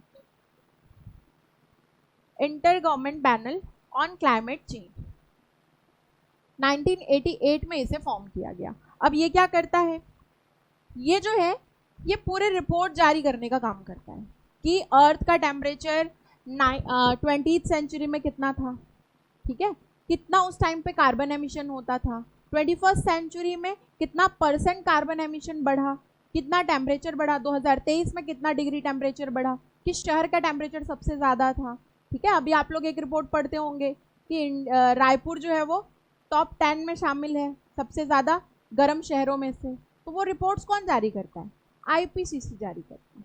ठीक है, तो जितने भी रिपोर्ट्स हैं आपके climate change related, global warming related, earth के टेम्परेचर से संबंधित, कार्बन एमिशन, कार्बन उत्सर्जन से संबंधित, वो सारे रिपोर्ट्स कौन जारी करता है, inter government panel on climate change जारी करता है। इसको स्थापित कब किया गया, 1988 में। ठीक है, ये याद रखिए। इसके बाद क्या हुआ, 1992 में अर्थ समिट, पृथ्वी सम्मेलन आयोजित किया गया। ठीक है, और इससे पहले मैंने आप लोगों को बताया था स्टॉकहोम कन्वेंशन के टाइम पे कि ये जितने भी देश, सदस्य देश इस कन्वेंशन में शामिल हुए थे, उन लोगों ने मिलकर ये डिसाइड किया था कि अब हर 10 साल में कन्वेंशन आयोजित किया जाएगा। ये हुआ था, ठीक है, हर 10 साल में। और उसी को फॉलो करते हुए 82 में 10 साल बाद क्या हुआ, नायरोबी कन्वेंशन, और 92 में अगेन 10 साल बाद अर्थ समिट हुआ। ठीक है, रियो वाला अलग है, उसको मैं अलग बताऊंगी, रियो 5, रियो 10, वो आपका सस्टेनेबल डेवलपमेंट में पढ़ेंगे। ठीक है, तो 1992 में अगेन अर्थ समिट हुआ और अर्थ समिट में क्लाइमेट चेंज जैसे विषय पर बात की गई। ठीक है, और इसी को आगे चल के प्लान तरीके से क्लाइमेट चेंज से निपटने के लिए तैयारी करते हुए यूएनएफसीसीसी की स्थापना की गई 1992 में। क्या बनाया गया, यूएनएफसीसीसी, फुल फॉर्म लिखिए इसका, United nation framework convention on climate change.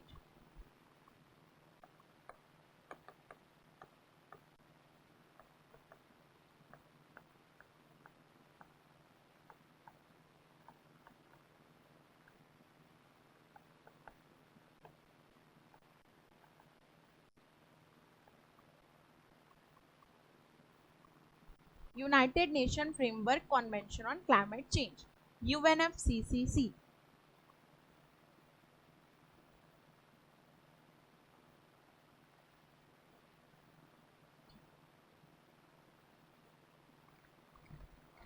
ठीक है, और इसी UNFCCC ने ये डिसाइड किया कि अब हर 10 साल में बैठक नहीं होगी, अब इन सभी सदस्य देशों को मिलकर हर साल बैठक करनी चाहिए, हर साल।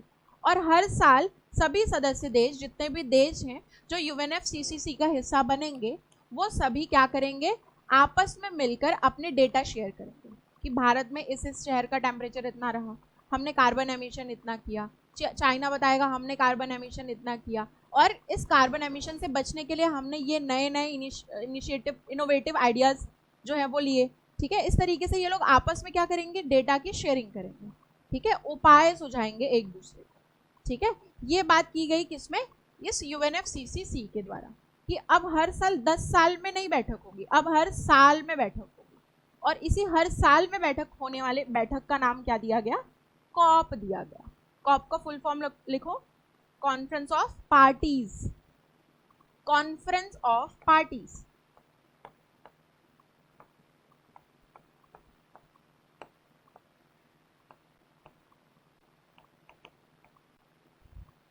ठीक है, conference of parties, conference of parties, COP. ठीक है,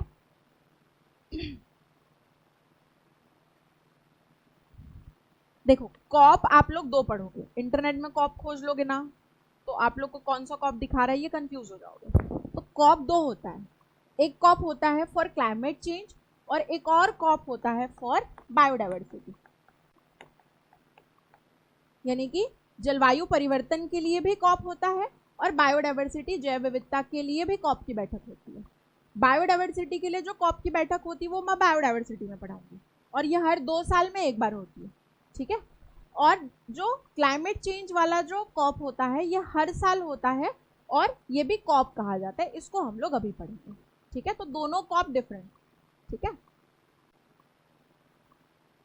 और इस तरीके से 1992 में ये डिसाइड हुआ कि हर साल अब क्या होगा, कॉप की बैठक होगी, और पहली कॉप की बैठक आयोजित की गई 1995 में,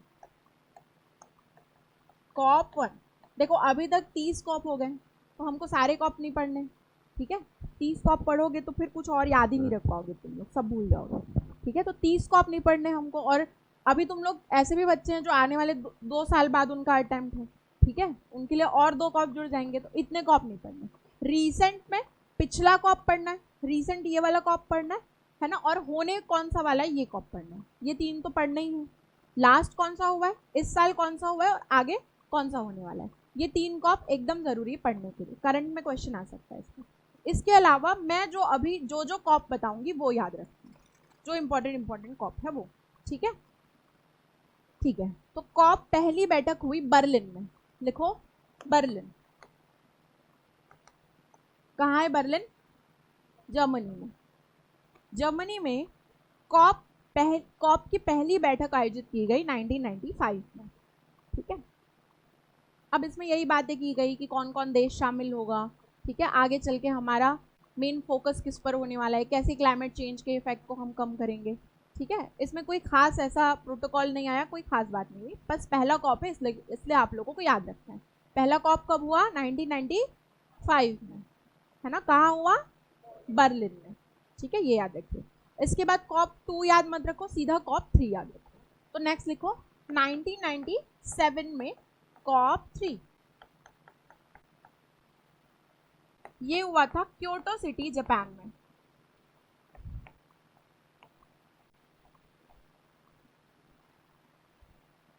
जापान के क्योटो शहर में।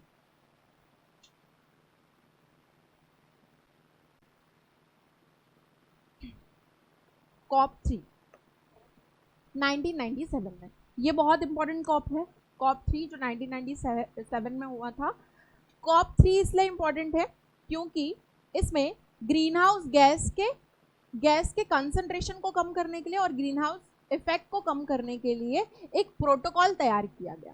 प्रोटोकॉल क्या होता है, बोल सकते हैं रूल बुक की तरह, बहुत सारे इसमें रूल्स होंगे, नियम होंगे और उसको सभी सदस्य देशों को क्या करना होगा, फॉलो करना होगा। ठीक है, जो दो सदस्य देश उस प्रोटोकॉल पर हस्ताक्षर करेंगे, जो साइन करेंगे। ठीक है, तो ये क्योटो प्रोटोकॉल लाया गया क्योटो सिटी में, क्योंकि क्योटो सिटी में लाया गया इसलिए इसका नाम क्या पड़ा, क्योटो प्रोटोकॉल। और क्योटो प्रोटोकॉल फोकस किस पे था, ग्रीन हाउस गैस पर।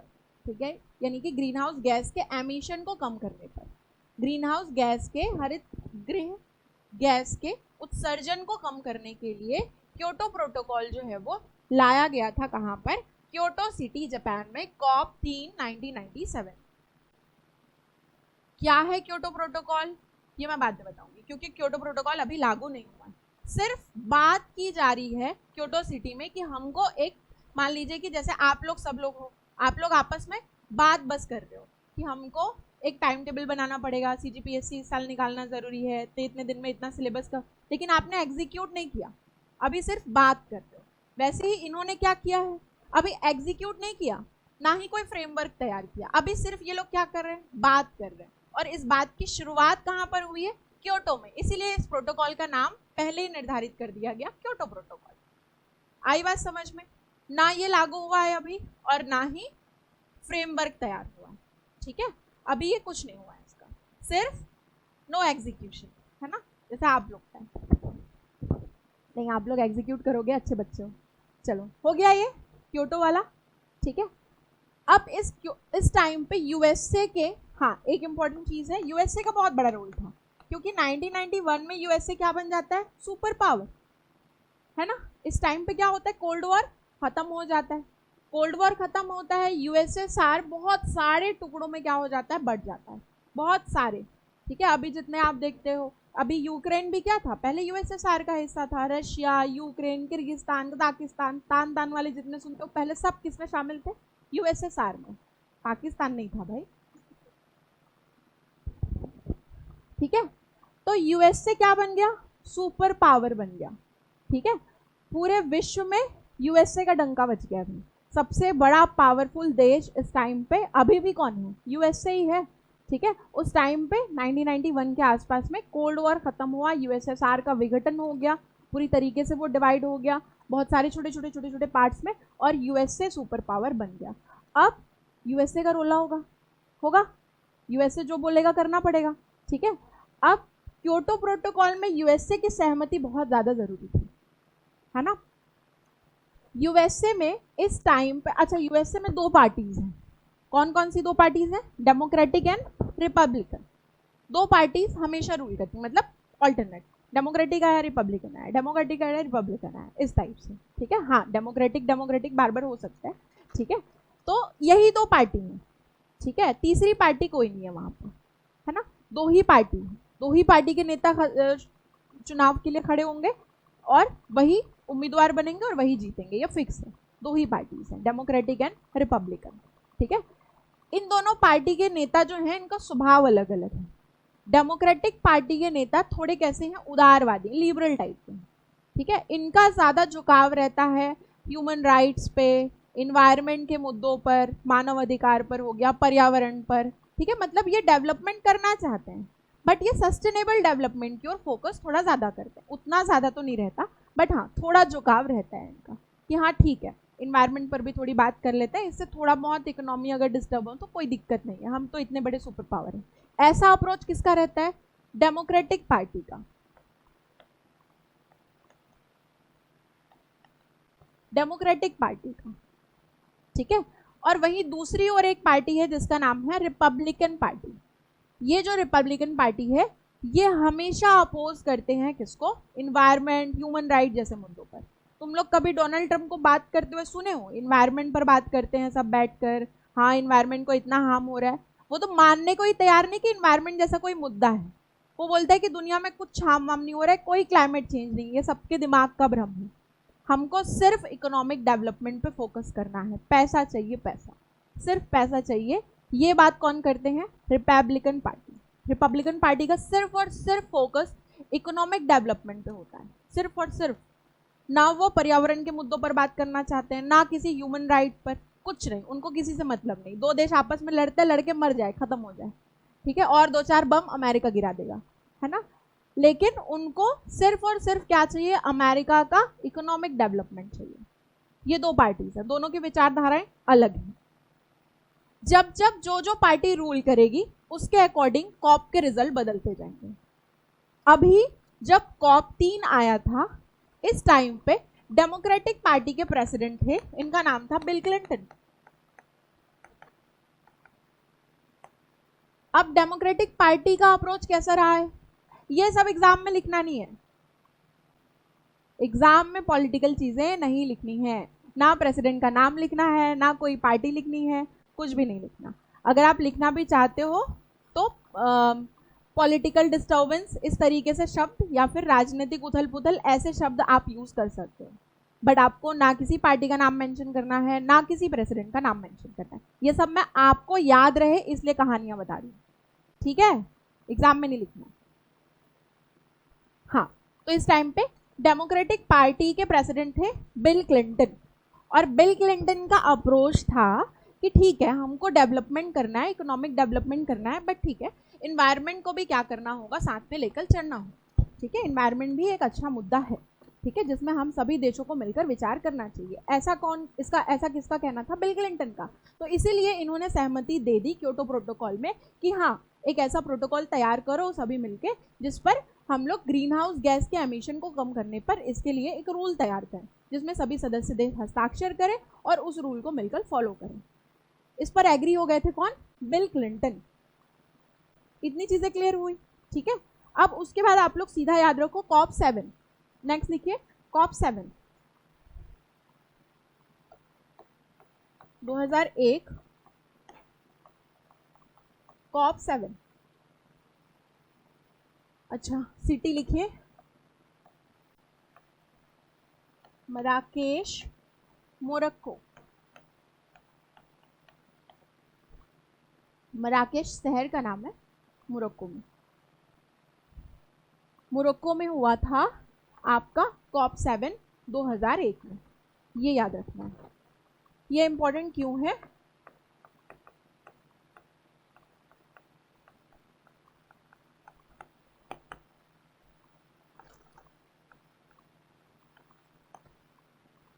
क्योटो प्रोटोकॉल का फ्रेमवर्क तैयार किया गया मोरक्को मराकेश में, यानी कि पूरा का पूरा क्योटो प्रोटोकॉल बनाया गया, फ्रेमवर्क बनाया गया, उसकी नींव रखी गई, उस पर चीजें मेंशन की गई, ठीक है।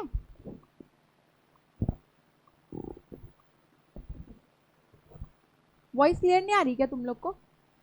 आ रही है? ऑनलाइन वालों को कुछ प्रॉब्लम हो रहा है? एक मिनट, ये लिखो तुम लोग, मैं देखती हूँ।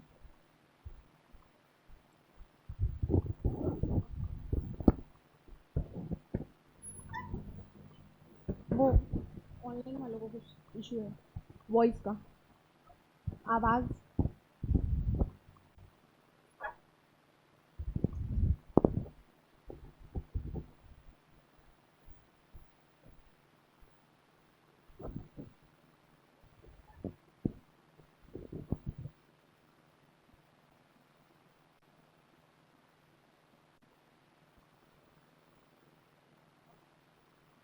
ठीक है, चलो, क्योटो प्रोटोकॉल का फ्रेमवर्क कब बनाया गया? कॉप 7 में 2001 में, ठीक है। अब इस पर यूएसए साइन करने से मना कर देता है। 1997 में राजी हो गया था, लेकिन 2001 में सरकार बदल गई। 2001 में रिपब्लिकन पार्टी के कौन आए?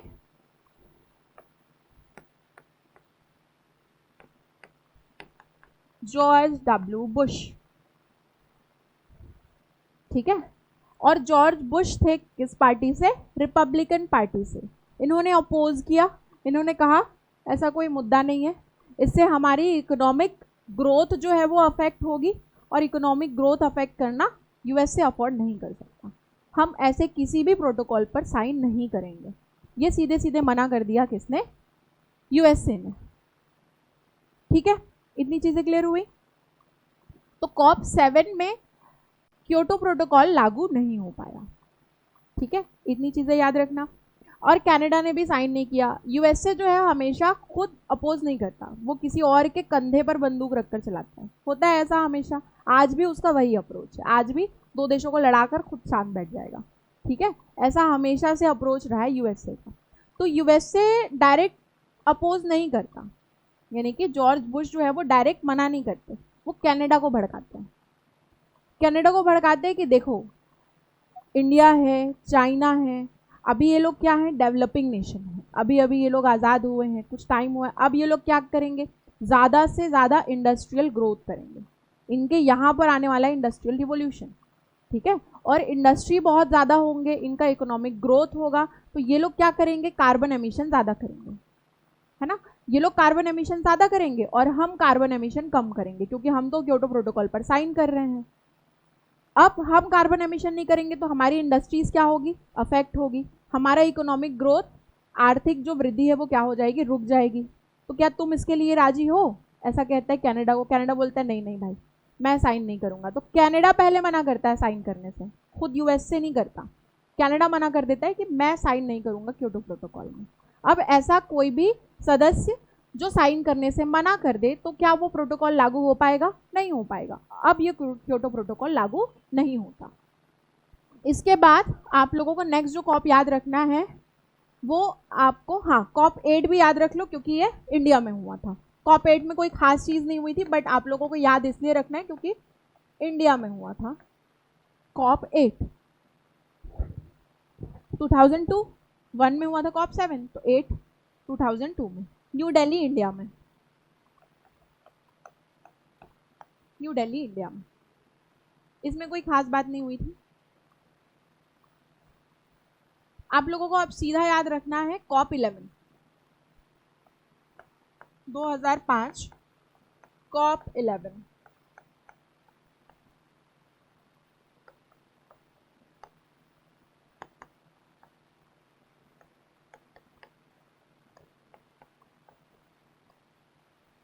हुआ कहाँ है, मॉन्ट्रियल सिटी, कनाडा, कनाडा के मॉन्ट्रियल शहर में।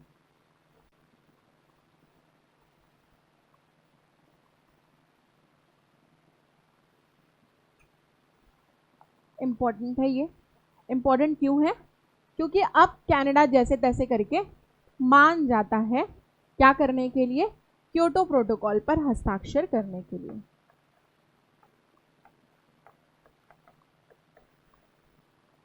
और क्योटो प्रोटोकॉल जो है वो लागू हो जाता है 2005 के कॉप 11 की बैठक में। मॉन्ट्रियल प्रोटोकॉल अलग है, ये मॉन्ट्रियल सिटी में हुआ है, बट मॉन्ट्रियल प्रोटोकॉल नाम का भी एक प्रोटोकॉल आएगा, वो ओजोन वाले के लिए है, वो हम अलग पढ़ेंगे, उसको दोनों को मिलाना नहीं है। मॉन्ट्रियल सिटी में हुआ है, क्योटो प्रोटोकॉल साइन किया गया। ठीक है, और इसमें सभी सदस्य देशों ने क्या कर दिया, इस पर हस्ताक्षर कर दिया और क्योटो प्रोटोकॉल लागू हो गया। क्योटो प्रोटोकॉल की बातें क्या क्या थी, क्या क्या इसमें हुआ, क्या कहा गया, क्या क्या चीज़ें लागू की गई, इस पर बात कर लेते हैं। ठीक है, क्योटो प्रोटोकॉल क्या है इस पर बात कर लेते हैं। तो नेक्स्ट हेडिंग डालो क्योटो प्रोटोकॉल।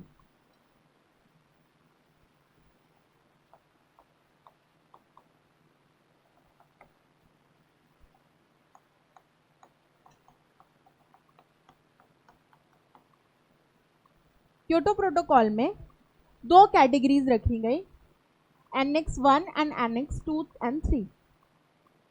ये दो, ए और बी भी बोल सकता है, ए और बी, दो कैटेगरीज में शहरों को डिवाइड कर दिया गया। यानी कि जितने भी सदस्य देश थे, है ना, उनको, उन देशों को दो भागों में, दो कैटेगरीज में डिवाइड कर दिया गया, एनेक्स 1 और एनेक्स 2 और 3 की कैटेगरी। एनेक्स 1 में डेवलप्ड कंट्रीज आए, विकसित देश आए,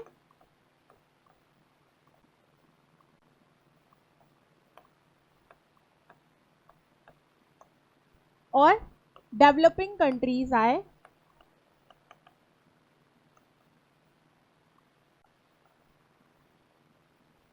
एंड अंडर डेवलप्ड।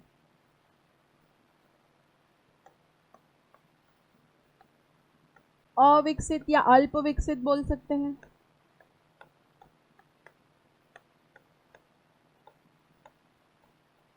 और साथ में विकासशील, इनको दूसरी कैटेगरी में रखा गया। विकसित देशों को, डेवलप्ड नेशन को एक कैटेगरी में, जैसे एनेक्स 1 की कैटेगरी या ए कैटेगरी कहा जाता है। बी एंड सी की कैटेगरी में, यानी कि एनेक्स 2 एंड 3 की कैटेगरी में डेवलपिंग कंट्री को, यानी कि विकासशील देशों को, अंडर डेवलप्ड विकसित अल्प विकसित देशों को एक जगह रखा गया। ठीक है। इंडिया किस में रहेगा? डेवलपिंग में, ऑब्वियस। ठीक है। इंडिया, चाइना, पाकिस्तान, अफगानिस्तान, ये सब किस में थे उस टाइम पे? एनेक्स 2 वाली कैटेगरी में थे। ठीक है। 1 वाले में आपका अमेरिका, कनाडा, ये सारे देश इसमें रहेंगे। ठीक है। अब इनको दो भागों में इसलिए डिवाइड किया गया क्योंकि दोनों ही कैटेगरीज के लिए अलग अलग टारगेट सेट किए थे। ठीक है। एनेक्स 1 की, एनेक्स 2 और 3 को ये कहा गया कि तुम तो अभी अभी पैदा हुए हो। ठीक है। अभी अभी आज़ाद हुए हो तुमने अभी अभी इंडस्ट्रियल रिवॉल्यूशन अपने यहाँ पर शुरू किया है। अब ऐसा कोई देश जिसके यहाँ पर 1-2 इंडस्ट्रीज लगी हैं, अभी अभी वहाँ पर इंडस्ट्रीज लगनी शुरू हुई हैं, कोई खास इतना ग्रोथ हुआ नहीं है। आप खुद इमेजिन कीजिए 2005 में इंडिया की क्या स्थिति रही होगी। ठीक है। कोई खास यहाँ पर ऐसा इंडस्ट्रियल रिवॉल्यूशन तो नहीं आ गया था, कोई बड़ा परिवर्तन तो नहीं आ गया था, बहुत ज़्यादा लंबा समय हमको आज़ाद हुए हुआ भी नहीं था। ठीक है।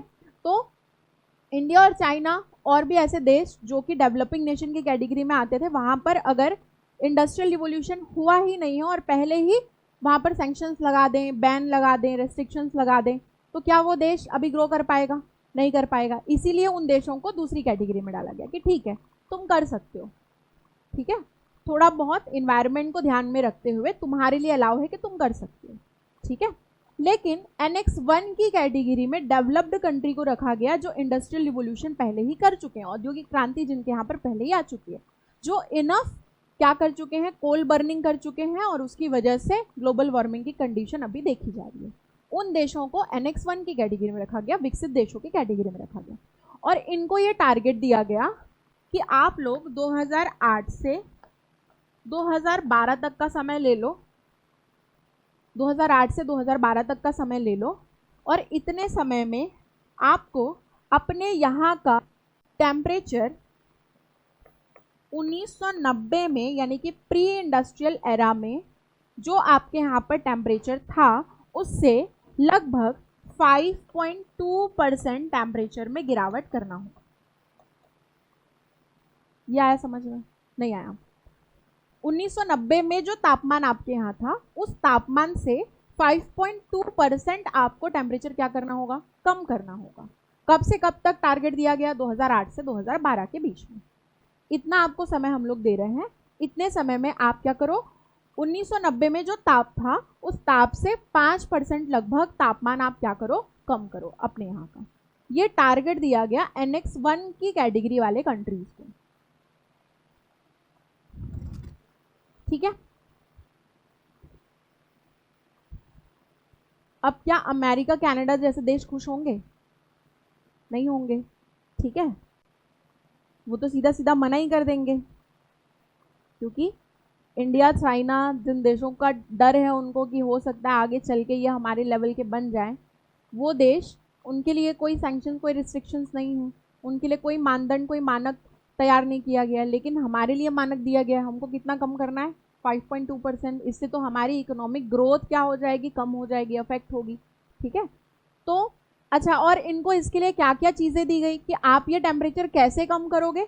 तो इनको कुछ कुछ आइडिया दिया गया कि आप ये आइडिया जो है वो अपनाओ, अपने देशों में लागू करो, और इन आइडियाज़ के थ्रू, इन इनोवेशंस के थ्रू आप क्या करो? टेम्परेचर को कम करो। वो इनोवेटिव आइडियाज़ क्या थे उस पर बात कर लेते हैं। ठीक है। तो सबसे पहले इसमें हम लोग पढ़ेंगे कार्बन क्रेडिट को।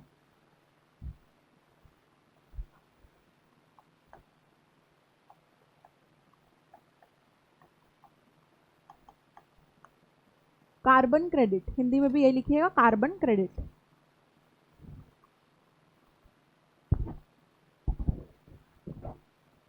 ये सब डेवलप नेशन के लिए ना।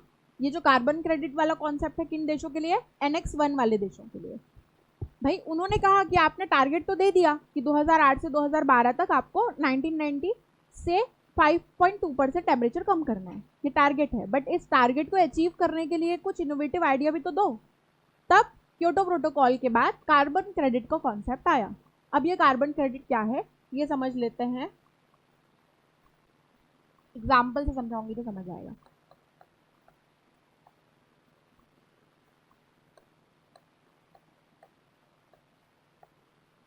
यूएसए की ये दो कंपनीज है, मान लो एक एप्पल और एक टेस्ला, ठीक है, ये दो कंपनीज हैं। अब यूएसए में क्योटो प्रोटोकॉल के बाद जो टारगेट दिया गया है उस टारगेट को अचीव करने के लिए यूएसए की गवर्नमेंट ने मान लीजिए लागू कर दिया कि आप सब जितनी भी बड़ी कंपनीज हैं उन सभी कंपनीज को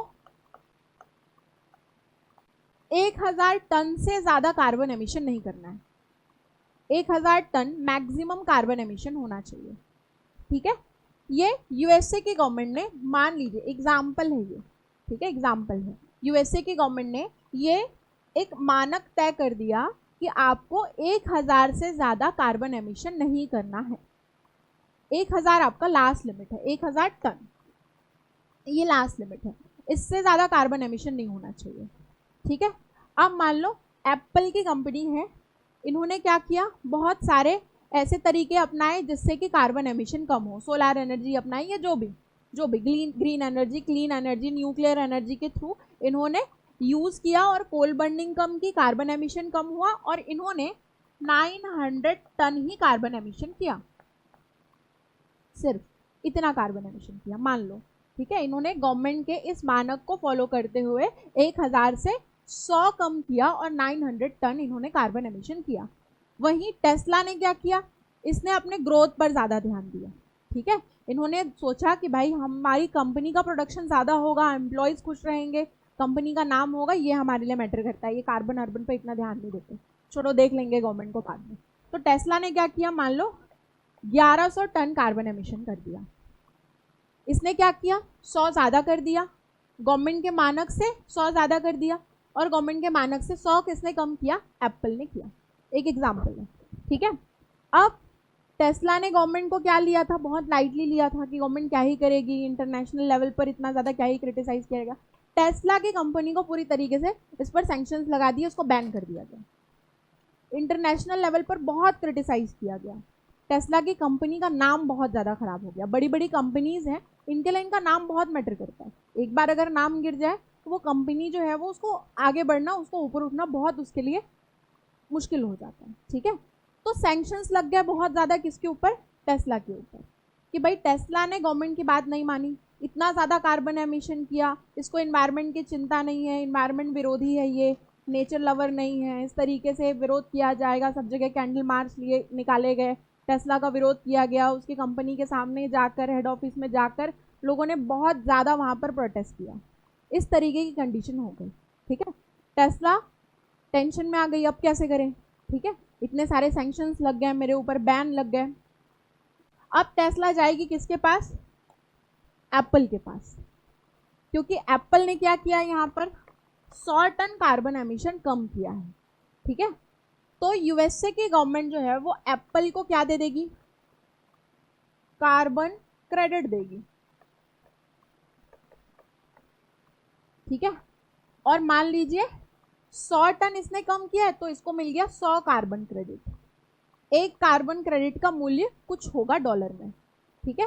बुक में पुराना एक दिया होगा, अगर बुक देखोगे तो एक कार्बन क्रेडिट का $10, बट वो फिक्स नहीं रहता है, वो चेंज होते रहता है, ठीक है, हमेशा एक जैसा नहीं रहता है। एक कार्बन क्रेडिट का मूल्य हमेशा $10 नहीं रहता है, किसी किसी बुक में $10 लिखा होगा, बट वो फिक्स नहीं है, पुराना होगा डेटा, तो इसको आप लोग ना लिखें तो बेटर है, ये चेंज होते रहता है ना। मान लीजिए हम एग्जाम्पल लेके चलते हैं कि इसको मिला 100 कार्बन क्रेडिट और एक कार्बन क्रेडिट का मूल्य मान लो $20 या $10 है, ठीक है। तो उसके हिसाब में इसको कुछ पैसे गवर्नमेंट की साइड से मिल गए, है ना, और इसको क्या मिल गया, साथ में 100 कार्बन क्रेडिट मिल गया। ये कार्बन क्रेडिट किसने दिया, यूएसए की गवर्नमेंट ने दिया। क्यों दिया, क्योंकि इसने गवर्नमेंट के मानक से कम क्या किया है, कार्बन एमिशन किया। अब ये टेस्ला जाएगा किसके पास में, एप्पल के पास में, कि भाई अपने कार्बन क्रेडिट को मुझे दे दो, क्योंकि मेरे ऊपर क्या लग चुके हैं, सैंक्शंस लग चुके हैं। और ये सैंक्शंस यूएसए की गवर्नमेंट तभी हटाएगी जब इसके पास में कुछ कार्बन क्रेडिट होगा। ये बात आई समझ में? तो ये क्या जाएगा, कार्बन क्रेडिट खरीदने जाएगा किसके पास में, एप्पल के पास में, है ना। एप्पल जो कार्बन क्रेडिट इसको मिला है उस कार्बन क्रेडिट को मन चाहे दाम में बेच सकता है, किसको, टेस्ला को, मन चाहे दाम में। वो अपना दाम खुद निर्धारित करेगा, ठीक है। और ये एक एक कार्बन क्रेडिट में से जितना चाहे टेस्ला को बेच सकता है। ये कार्बन क्रेडिट का एक्सचेंज कहलाता है कार्बन ट्रेडिंग।